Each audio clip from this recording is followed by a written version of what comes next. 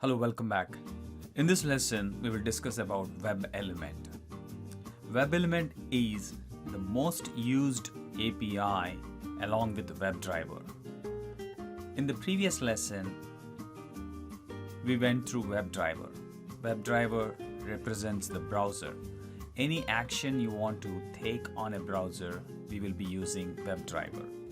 To recap a little bit of your memory, WebDriver typical methods are WebDriver.findElement, WebDriver.close, WebDriver.quit, WebDriver.getTitle, which gives us back the title of the page, right? So these are the various methods. WebElement, on the other hand, helps us to get a specific element on the web page. So let us say the web page has a simple username, password, elements, and a button to submit. So you can enter username and password and submit that page. For that, if you want a reference to the username text field, and if you want reference to the password and then reference to the submit button, you will be using WebElement. So in plain English, we can say a WebElement represents all of the UI elements present in a web page. If you are familiar with HTML, Hypertext Markup Language, the WebElement represents the elements such as text box, drop-down list box, radio buttons, checkboxes, etc. I will do a separate lesson for HTML and DOM, but right now we don't need that information to progress this lesson. So let us check the API of WebElement and see the available methods similar to what we did for WebDriver. Just a quick stop before hitting the API. For the definition, WebElement represents a HTML element, generally all interesting operations to do with interacting with a web page. So let's take a look at the API for WebElement. Simply Google for WebElement, and our language of interest is Java, so WebElement Java. You can add Selenium, and here we can see a couple of options. I'm trying to look at the same API, but let's go with the first result here. So represents HTML, whatever the definition we went through before, but we are more interested in the methods that are available on WebElement. So here we have methods like clear, click, find element, find elements, and get location, get tag name, get text, is enabled, is selected, send keys, submit. I just gave you some of the important ones here. I highly recommend going here and going through each one of these methods. Even if you don't use them on a regular basis, go through them once so that it stays. You will get a feel of that you went through it. But important ones are always that we go through.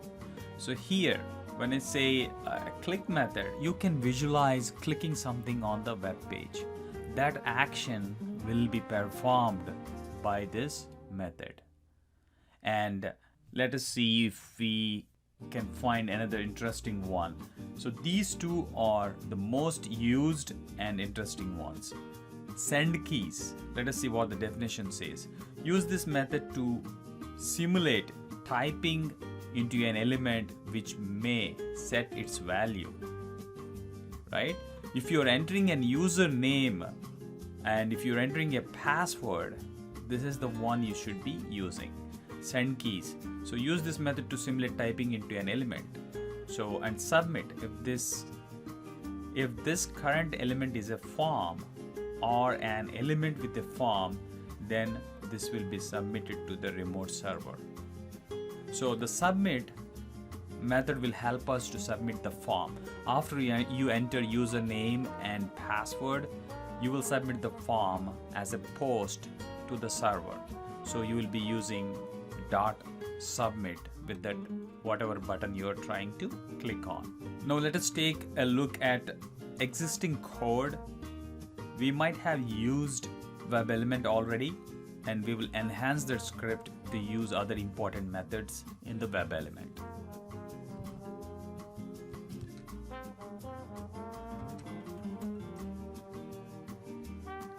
It seems like we haven't touched WebElement in our previous example, which is a good thing. We can start from scratch. So WebDriver is we are using here in this example is Chrome driver and trying to get google.com, and also trying to get the title of the page, get the current URL, and get the page source. So on this web page, we opened up the driver.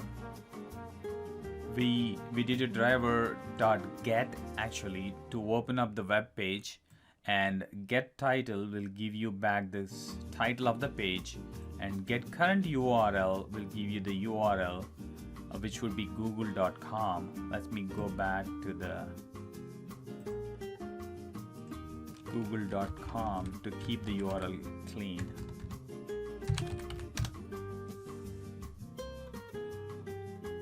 And get page source, which would give us back the page source of this particular google.com page, all the source code behind it.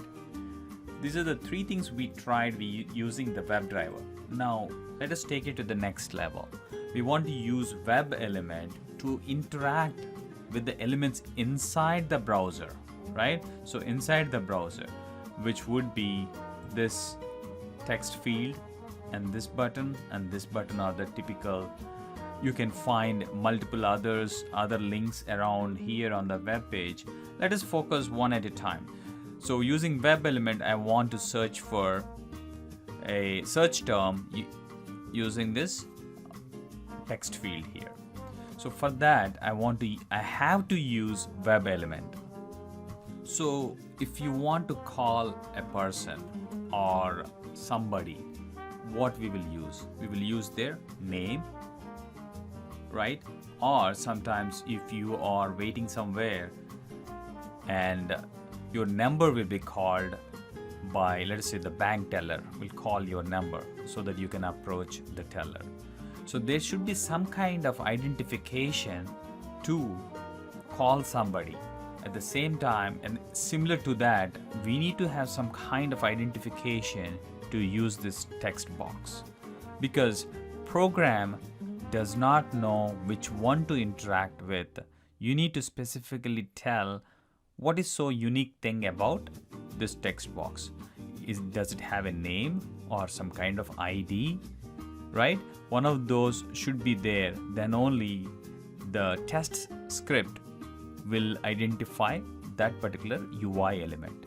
In this case, we will do a simple way of finding out something unique about this text box here. And as we discuss in the future lessons about resource locators, we will go in depth. But for now, what I will do is, in the Chrome browser right now, I will right click and do inspect. And inspect would open up a developer console, a developer window here on the right side or at the bottom. It depends upon how you set it up. By default, it comes on the right side.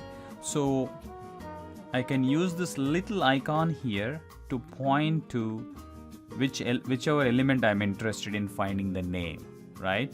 I use this little arrow from Chrome developer and pointing it to the text box here. I will click on that. And here you can notice that particular element has been highlighted. So it's an input type and it has a class and bunch of other stuff, but I'm interested for now on the name of this text box, right? The name of the text box is Q. So that's something you need to remember. So you can keep it open and go to your script, but for the lesson purposes, remember the name is Q. So now let us go into the code and see how we can use the name of this text box to enter some value into it. We will end the lesson here, and in the next lesson we will see how to use find element and access the search box. Thank you.